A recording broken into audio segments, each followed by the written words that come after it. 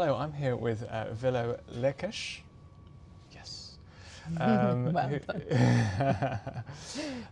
Who is a civil servant working in DEFRA in the United Kingdom. That's the Department of Environment, Farming and Rural Affairs, and she has responsibility for responding to water crises and emergencies, and thinking about systemic risk. And we met some time ago and have been developing a kind of a conversation, really, an inquiry into the psychosocial dimensions of societal risk and resilience. But I guess you spend your day job thinking more about the hard physical stuff out there, how we get water into our homes. And we have just done a whole day's conference in these somewhat plush offices of a consulting firm with about 60 other resilience professionals thinking about catalysing whole system change towards a resilient future for the UK. And I've asked Villő whether she'd hang on for a few minutes to have a think about what we've heard here in the broadest sense, because you need to watch what you say to some extent, being a public servant. But there is, we sense that there's some really good changes happening. We're thinking, compared to certainly 10 years ago, much more holistically, much more long term. The inner is getting a place here, but we're a long way behind where we kind of need to be. So what's your sense at the end of the day today, Villő? So yeah, I think you're right, Jamie. There is a shift. For me, the question is the shift fast enough? I think that's the first thing. And then the second one is, we've seen, for example, emergency planning college is now rebranded as the UK Resilience Academy. So, you know, the government also caught on that, you know, we're not just emergency planning. Resilience is a lot more than just responding to acute risks and emergencies. I think the rebranding reflects that, but you also see on the level, for example, what we heard from the London Resilience Forum. It's very interesting because I know Matt, who was on the panel for some time. We've done one of the government programs together because he used to be in government. And it's very, very interesting how he also talked about how the City of London is thinking about people-centered resilience. So I think it's a step in the right direction, because what I keep, you know, thinking about and talking about, and what really concerns me is that, you know, we're a Western society, so our entire thinking and approach is from the outside in. So that's why you see, we have this great framework of emergency response, fantastic. Great, we have people, we are training them, we're thinking about it. There's an entire, you know, profession around it in the UK. But this is, let's talk about resilience, and most of it is what I call shallow resilience. Shallow resilience, Shallow resilience, yes. It's infrastructure resilience. That's the emergency planning. What do we do? How do we respond? There is the layer of the community that I think is not necessarily developed that much, and I think this is where thinking across the community started to shift in the last decade or so. So there is a lot more thinking around community resilience.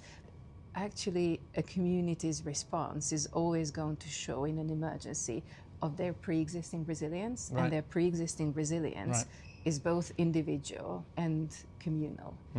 And for me, the key takeaway is that, you know, it's very hard for, I think, government structures, local authorities, even local resilience forums to think about individual inner resilience. I mean, it's on the horizon, we know it, there are courses around it, there are trainings around it. It does happen in communities. However, it's really a question, is this society's job? Is this our way of thinking? Do we need to change this? Because what I personally think is it's completely the wrong way around. At the end of the day, a community is only resilient as the sum of the individuals being, exactly. And that's why it would be hugely important to start the other way around. Right, no, that's really interesting.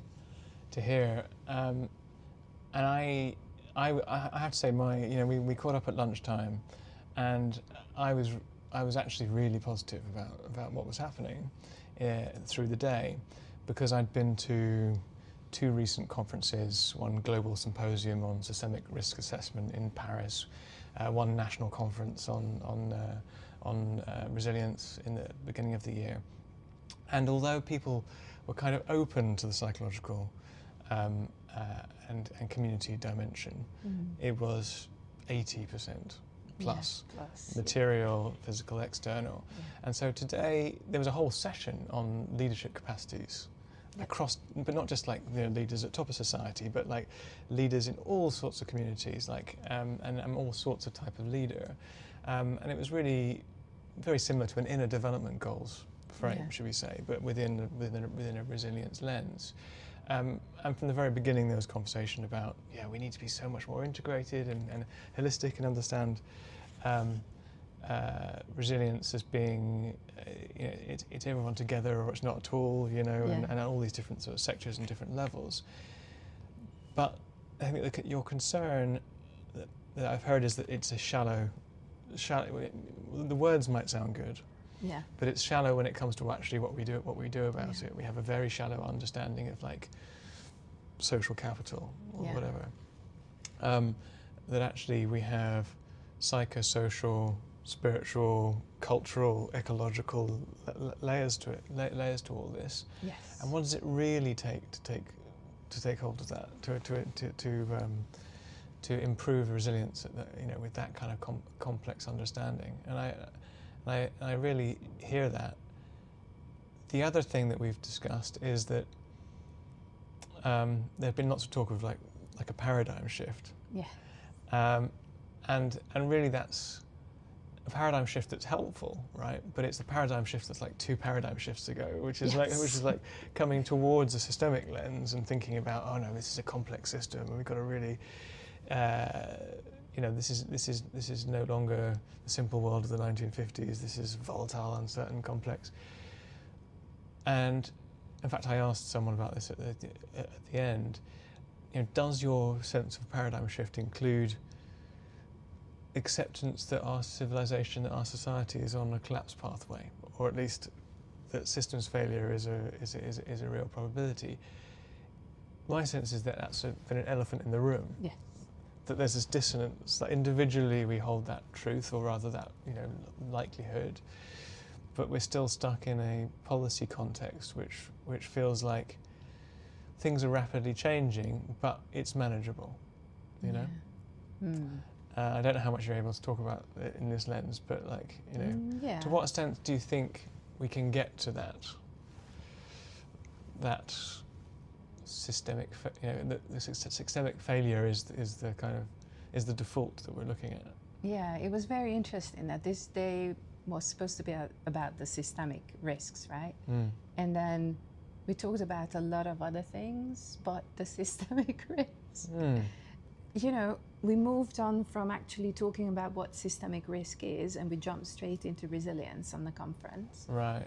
And I was a bit surprised because obviously systemic risk is part of resilience, but resilience is more than just systemic risk. And one of the things that I think people are not really comfortable, and people from all walks of society are not comfortable talking about, is collapse awareness. And some people just feel generally not comfortable. They think this is a scary subject. Some people don't talk about it because they don't really believe it is a possibility. Some people think it's so low likelihood. So I think there are opinions and thoughts across the board, and I think that's one aspect. The other aspect is figuring out what the future really holds is very, very hard, because no one can guess. There was a little bit of a talk in the conference about black swans versus white rhinos. And white rhinos being things that you can sort of see. It's not a complete black swan, which is to say an unknown that you couldn't have predicted, that changes everything. Was it grey rhinos? White rhinos? It's called a great white rhino. A great white rhino. And well, the idea is that these are risks that are chronic risks, slow-moving risks. They're in front of us. But what's happening, in the depth is that systems solidify, then they become rigid, and then they become brittle, and then they collapse. But they were in front of our face the whole time.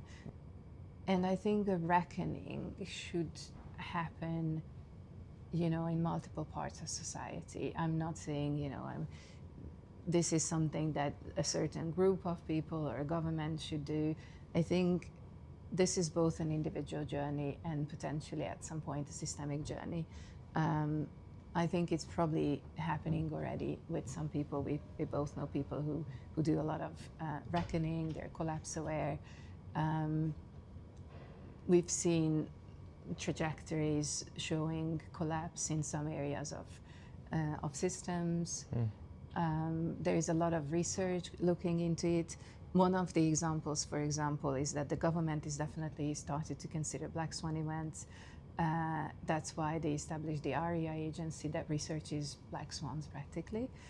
Some of that is around global tipping points. They funded some research at the University of Exeter, home of the global tipping points work. So there is some reckoning on that level. But I think at the end of the day, it comes down to humans. Do we really believe this? Is this a plausible future? If it's a plausible future, do we want to spend money on it? And then, voila, we're already at resilience. And that's one of the other elephants in the room, is who and how and what we want to fund regarding resilience. Because there was one person who said it's actually a massive opportunity as well. And I agree. At the moment, there is no money really flowing into voluntary groups, faith groups, community resilience. Even local authorities struggle and their budgets are increasingly constrained. Resilience, is not necessarily bringing an immediate problem solution, immediate benefits. What it does is it actually future-proofs you. And that's my concern, that we always say, oh yeah, future-proof, let's spend on the future in the future. And that in itself is making us or our systems more brittle. It's also, not having conversations with the public about their own resilience. Because in the UK, one of the other problems is that individual resilience is not very high.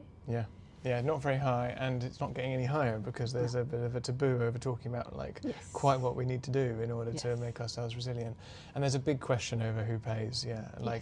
It was very present in the Manchester conference at the beginning of the year, and there was just a sense of well, there's no point in talking about that because we haven't got any money, rather than saying, well, let's talk about what we really need to do, and then we'll find the people who have the purse strings and make the case for it. You can't avoid paying for this. But at the moment, I think we're still stuck in that kind of because it's in the budget realities of today rather than the needs of tomorrow, right?